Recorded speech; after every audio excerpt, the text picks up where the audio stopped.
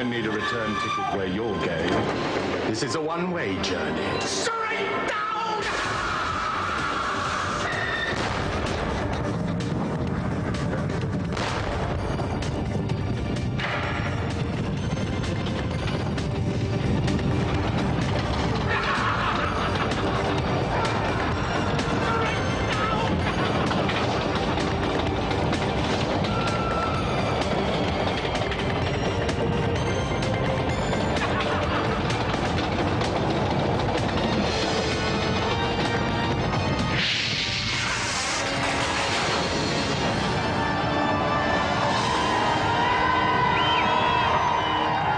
Welcome to Gamesmaster, where it's hotter than a pair of Tabasco-flavoured pants. But don't worry, because tonight we're washing those pants in new improved biological fun. Because on this show we have... Ridge Racer! A skid-marked frenzy with an exclusive showing of Ridge Racer on the Sony PlayStation. That's later on in the wash cycle. Meanwhile, it's time to dip our smalls in the rest of the show. So, for challenge number 1, let's go over to Gamesmaster. My first challenge is something of a stinker. A skill test from the Super Nintendo racing game Power Drive. Players have 1 minute to prove their ability by performing 5 precision maneuvers. First, to stop their vehicle with the white line between the front and the back wheels. Second, to reverse exactly into a parking space. Third, to negotiate a rather bendy road. Fourth, to wind their way between some traffic cones. And finally, to stop precisely within the exit box. Gentlemen, start your engines. So, with brain firmly in neutral, let's meet our challengers. They are Ricky Nguyen, Mervyn Chong and Tom Homer.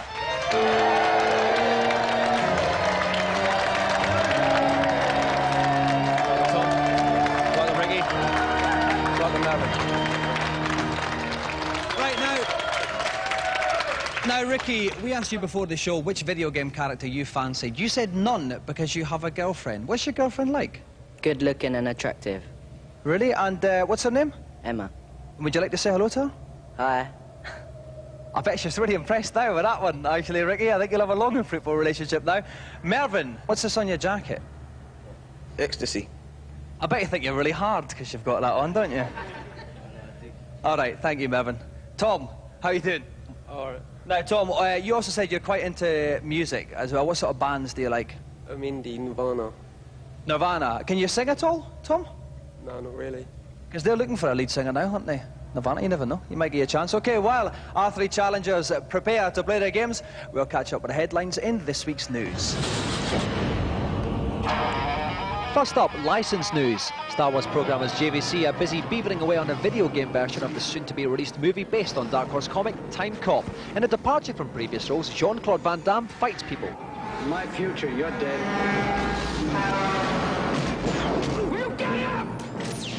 He goes back in time to retrieve the plot by wiping out a nasty president of the future. The game is out in March. I come from the net, through systems, peoples, and cities, to this place.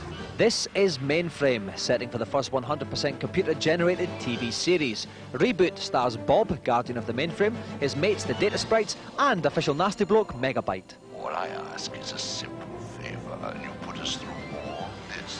The 13-episode series has been 3 years and thousands of computer hours in the making. Those weird blue and green blokes and birds will be on ITV after Christmas, though I reckon the one-handed George and Zippy from Rainbow would have these guys in a fight. Reboot! Sega's new console, the Saturn, is released today in Tokyo. But when some bloke in a pub said he'd seen one in Chingford yesterday, we sent the boys round to investigate. We met Simon Leung, who runs an import-export business, like most blokes. Well, first I heard we had our Saturns in Hong Kong. On Friday I had them shipped out to me to Heathrow. On Saturday morning at 5 AM I picked them up, and by lunchtime I sold my first Saturn. An import machine with Virtua Fighters from Simon costs 570 notes. The official one will cost 300 quid, but it's not due till August 1995. We're almost ready for the Power Drive Challenge. All that remains is for me to introduce my backseat driver for the trip, and it's Steve Merritt from E-Machines. Welcome, Steve. Hi, Dom. Steve, now what's your favourite part of a car? Well, I've got perfect clutch control, so I think I'll opt for that. No, I thought you maybe be a spigot man. No, definitely a clutch man. No, interesting. About the challenge now, Steve, what's the toughest part of the course? It's the second to last bit. There's this spiral of cones, and you've got to manoeuvre the car through without actually hitting any. For every cone you hit costs you valuable time. As you've only got a minute anyway, you can't afford to do that. That's right. Each contestant has 1 minute in which to complete the course. The contestant who finishes it in the quickest time will win the joystick. Ricky's going first. Ricky, if you are ready, then off you go.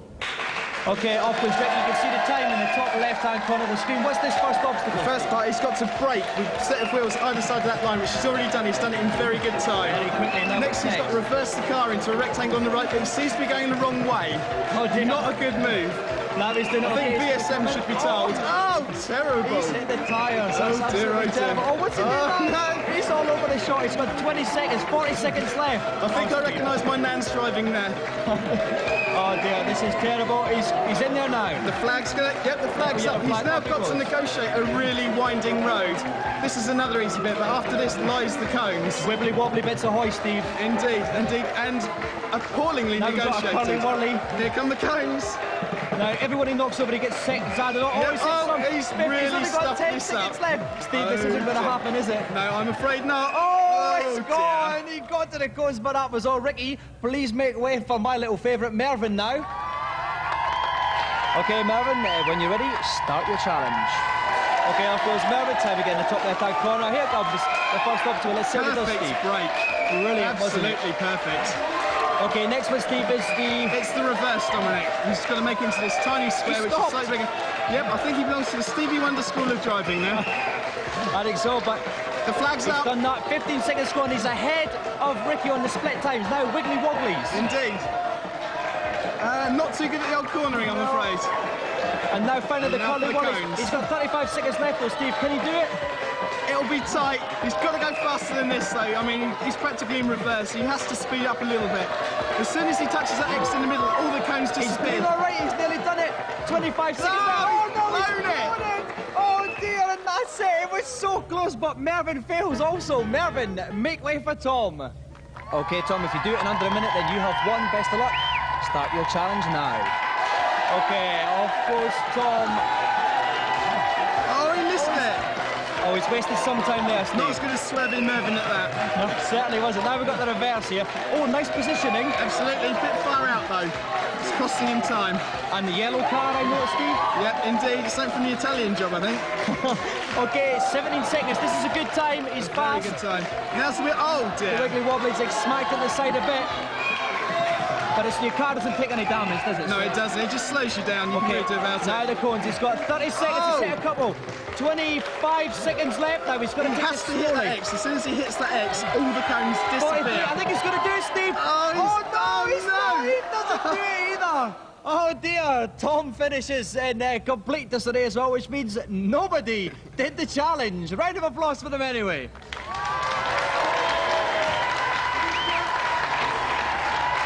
Bad luck, Ricky. Bad luck, Mervyn. And bad luck, Tom. OK, now, you first of all, Ricky. That wasn't terribly good, was it, Ricky? Nah. I've got a bit of bad news as well. You remember your girlfriend? Yeah. You know she's dumped you now? Nah. She has, but there's plenty more fish in the sea, so you can console yourself with a kipper. Ricky, Mervyn, I'm going to leave you just now, gladly. Tom, you did a bit better, but then what happened towards the end? I just lost it. I lost my nerve. Yeah. Have you found it yet, or are you still nerveless? I'm still nervous. OK, we'll have a look later on. Tom, finally, Mervyn, now you actually got very, very close, but we're still not going to give you a joystick anyway. Is that OK? No, I should get it. Why? Because I'm the most funniest. I think you'll find that's the British Comedy Awards. Actually, that's a different show. So that means that Ricky, Mervyn and Tom, no joystick, so back into the cage.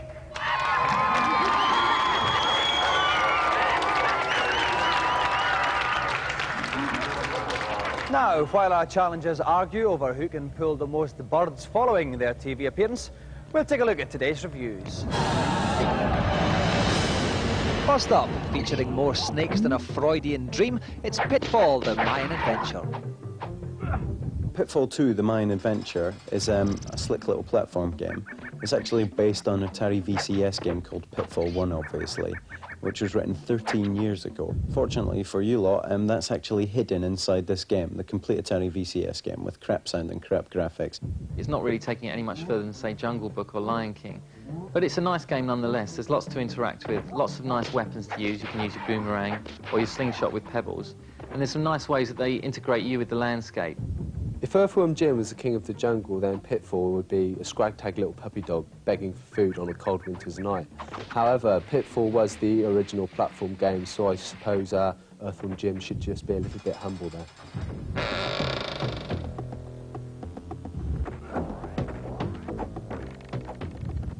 Next, cynically smack into Damon Hill and pretend it was an accident in Virtua Racing Deluxe. Everything about the game has been improved, not just the graphics, which are now much more colourful, but also the polygons, which are more rounded, the speed, which is much smoother and faster, and also the sound. It's so much more bolstered up, and you really feel like you're in the heat of a race, rather than just the sort of whiny noise that the Mega Drive made during Virtua Racing. Virtua Racing on the Mega Drive and in the arcades only had the one car, the Virtua Formula, but you can now get two different types of cars. The first is the stock car that can take a lot of damage and is very Daytona-like, and the second is the prototype car that is very high speed but hasn't got a lot of grip. Basically, this is a lot better than the Mega Drive version that appeared earlier this year, and it's a worthy buy if you're going to get a 32X. Mega 32X is really showing what it can do here, and this is a fast playable racing game. And with split screen mode, it's fantastic fun for two players as well.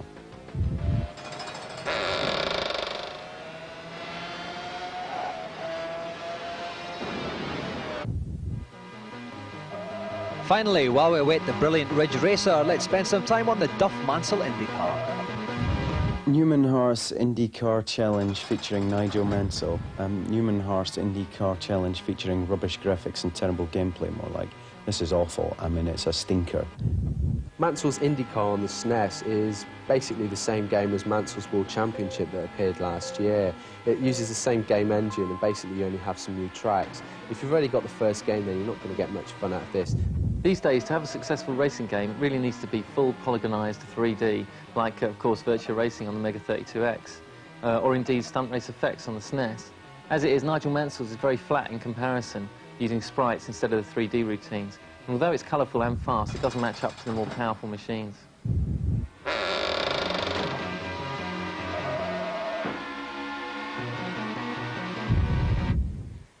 Tonight's two special guests are busy picking the poo from the grooves in their boots, so let's go over to Gamesmaster and find out what they'll be playing. The second challenge of the proceedings is on the bizarre Super Nintendo beat-em-up Clay Fighter 2. As usual, players have 3 rounds to reduce their opponents to a pile of formless putty. Good luck. So, please welcome two of the more aesthetic members of the Emmerdale cast, Ian Kelsey and Camilla Power.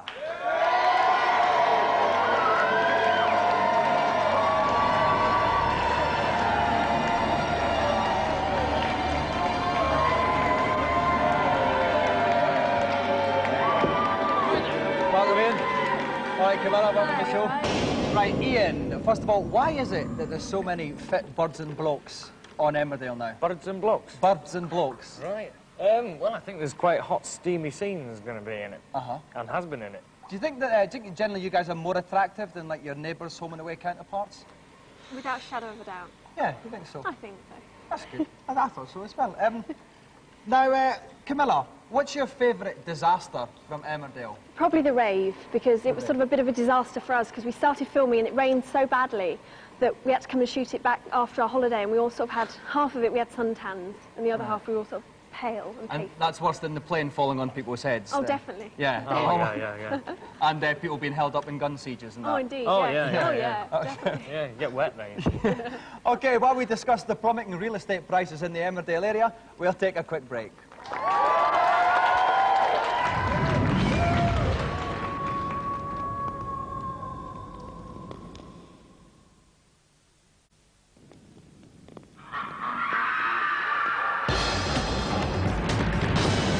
Welcome back. We have two of the finest members of the Emmerdale Brat Pack, Ian Kelsey and Camilla Power, with us about to do the do on Clay Fighter 2. With me, I have a very patriotic-looking Dave Perry, actually. Absolutely. Tonight. Absolutely. Dave, who pushes your buttons, the Emmerdale girls or their Australian soap counterparts? I'd have to say the Aussie girls. I'm sorry, but I'd find it a bit hard to be romantic with anybody with cow manure under their fingernails. All right, thank you, Dave. I know romantic at heart. Dave, tell us, what's the strengths and weaknesses of the characters we're going to see? Well, Camilla's going to be playing as Gugu, who's a large, bad baby, and she has a big rattle, which is very useful for long-range attacks. It's hard to get close to her. But Ian will be playing as Kangaroo, and he has a dashing punch. He's very fast, and she races in and really thwacks her opponent. OK, best of luck, Camilla and Ian. Let the fight begin. Gugu. OK, Camilla is playing Gugu, who's the baby on the left. Ian is playing Kangaroo, who's the kangaroo on the right. You can see the energy bars at the top of the screen. And it's Ian making the early running, Dave. Well, Ian seems to have worked out some of the special moves. He's got the multiple punch move there, flailing his arms about. There you go, and that's very hard to get close to. But of course, Gugu's got the perfect answer because she can just stretch her rattle out. OK, at the moment it's still Camilla as Gugu, whose energy is all. Nice little move on the stick there on the rattle. That's very nice. Gugu can bounce herself on the rattle and do a kind of a flying kick. Camilla's still getting a bit of a hammer. As she says, Gugu's stunned. Kangaroo should be going in, should be backing off. That was a perfect opportunity for the dashing punch. Well, that was a nice little bit of thing. Gugu threw her milk bottle at Kangaroo, hit her square in the face, but she wants to be careful. It's a bit of a comeback here. It's a bit of a comeback, but it's only going to take one hit. But Ian takes the first bout, 1-0 to Ian. Now we move on to bout number 2. Camilla has to win this bout to stay in the fight. Off we go. Ian was pulling back there, not much was happening. He was trying to launch into his dashing punch, which is just a charge away, forwards and punch move. A bit like Balrog in the Street Fighter games. OK, Ian, I would like to pick a winner here, Dave. I wouldn't, it's very, very close. Ian is using this flailing sort of thousand-hand attack, but Gugu's just walking into it. She wants to be careful. Gugu wants to be careful. There's no point in him walking into that because it's just going to hurt. Oh, exactly. Dave, keep us both on the game. I'm just going to look at Camilla. OK, so Kangaroo's going in with his 100-hand attacks, whatever, and he's doing some serious damage. Gugu's going in now with the high kick, trying to get back into it, but it's not going to happen. Oh, rattles on the chin, that'll do it, but no! There's the Joey. The winner is Ian. Well done, Ian. Bad luck, Camilla. Well, Ian, you were looking pretty furious in there. What were some of your special techniques you were using then? It's the spinning punch. Yeah, it's like your dad when he had that little bit of fist Yeah, fight. that Kangaroo must have got some tips off me dad, especially with a little tail flick as well. It certainly did. I was watching that. That was very nice. Yeah. Camilla, your defeat, it wasn't very popular with the crowd. You were the crowd's favourite here. I mean, I actually, you know, I really like Ian, and I thought, well, it wouldn't be fair for him to be shown up by a girl on telly. So basically, I let him win. And we believe that, don't we? Of course you do. Yeah. Well, sorry, five of us believe you. Anyway, well, that means that tonight's winner of the special celebrity Gamesmaster Golden Joystick, Ian Kelsey. And let's have another round of applause for our special guest, Ian Kelsey, Camilla Power. All around the country, gamers' lives have stopped just like that.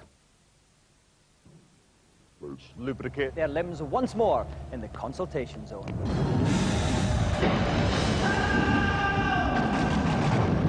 Tonight, I am conducting an experiment to find the saddest human beings in the country. Any volunteers? Gamesmaster, does plugging Sonic 1 into Sonic & Knuckles give me any extra features? You mean, is it backwards compatible? Well, it's a little-known fact, but it is. Plug Sonic 1 into Sonic & Knuckles, and when presented with the no way message, press the A, B and C buttons together. This will allow you to play a hidden 3D bonus game with an infinite number of levels. Try repeating this trick with some of your non-Sonic games. Thank you, Gamesmaster. Next. Gamesmaster, how do I get one of the really powerful weapons on Doom 2 on my PC? Well, you could collect them, as everybody else does, but if you're really impatient, you could type this code while playing the game. I, D, K, F, A. This will give you all the weapons, including the grisly chainsaw, but I don't think you should be playing with that. Thank you. Let's have a good, wholesome one. Gamesmaster, I've had Donkey Kong Country for 4 hours and I've got to the orangutan level. Can you tell me what the bonus is? Not finished the game yet. Tut, tut, tut. Well, the trick on this level of jungle japery is to collect espresso and return to the start of the level, to the ledge that had the Donkey Kong barrel on it. Fly to the left and you'll enter the bonus area, full of flying letters, on which, surprise, surprise, must be collected in order. Very taxing. Ah, thanks, Gamesmaster. Well, that's it. My experiment is over. I shall leave you to draw your own conclusions. See you soon.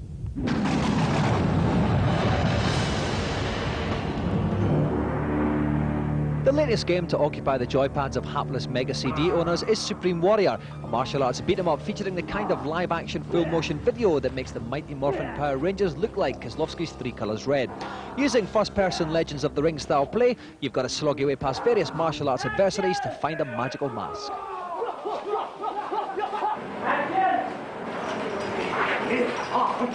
Action! If all this looks a bit like those kung fu films churned out by the bucket load from Hong Kong, that's because the full motion video for the game was shot in Hong Kong using the same techniques of wires and cables that have made Hong Kong the capital of the wildly improbable fight sequence.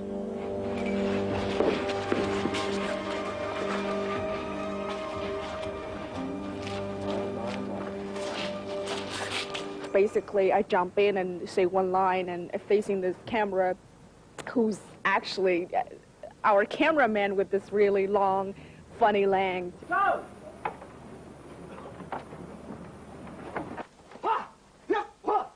Remember, it's all up to you!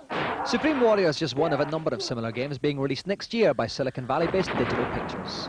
We wanted to create a line of products that would feel to kids exactly the way watching Saturday morning television feels, but instead of just sitting there sort of like little zombies, they'd actually be interacting with some very positive characters. And you don't get more positive than this bird, pushing the course of feminism forward by miles. I'm sort of like a Viking bitch from hell, really.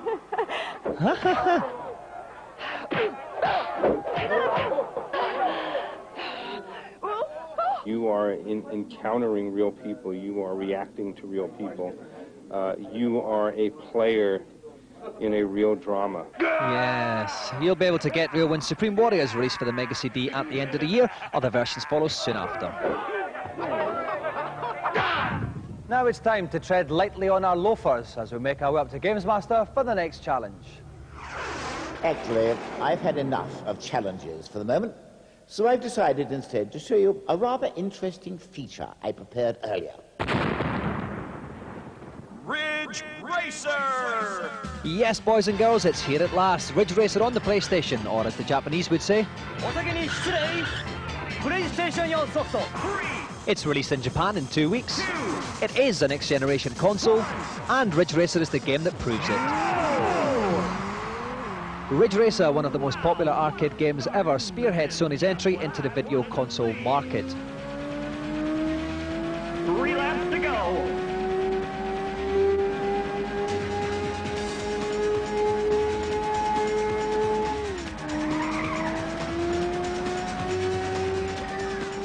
All the cars are there, as is that well-known Ridge Racer track, along with its expert driver's extension.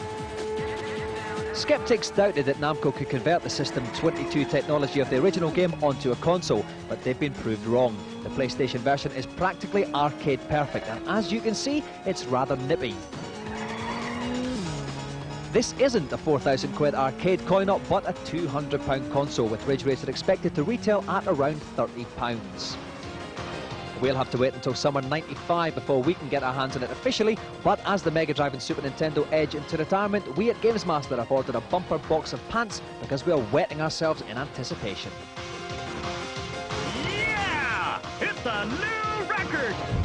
Right, I'm off now to put Reliant Robins at the front of traffic jams, and we'll see you in the next show. Bye-bye.